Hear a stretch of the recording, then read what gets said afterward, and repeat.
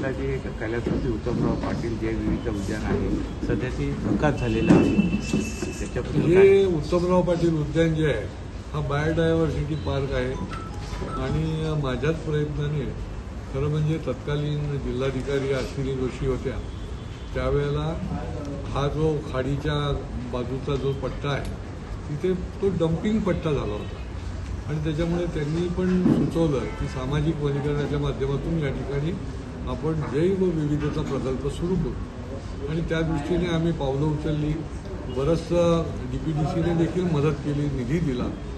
परंतु उद्धव ठाकरे साहेबांचं जेव्हा सरकार आलं तेव्हा त्याला ब्रेक लागला आणि साधं तिथलं देखभाल दुरुस्तीसाठी देखील त्यांनी कुठल्याही प्रकारचा निधी दिला नाही आणि ते स्थगित ठेवलं.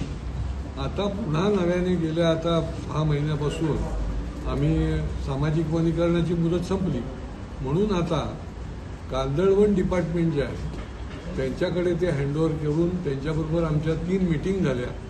वनमंत्री आणि प्रधान सचिवांबरोबर देखील झाली मीटिंग आणि आता कांदळवन डिपार्टमेंटच्या माध्यमातून ती नव्याने आम्ही बायोडायव्हर्सिटी पार्क जो आहे तो निर्मिती जी आहे ती आता लगेचच त्याची काम सुरू होतं आहे आणि DPDC माझ्या निधीमधनं आणि कांदळवन डिपार्टमेंटच्या निधीमधनं हा जो आहे तो पुढच्या काळामध्ये आपल्याला साकारलेला दिसेल आणि त्या ठिकाणी जैवविविधता पार्क जो आहे तो छानपैकी उभा राहिलेला दिसेल.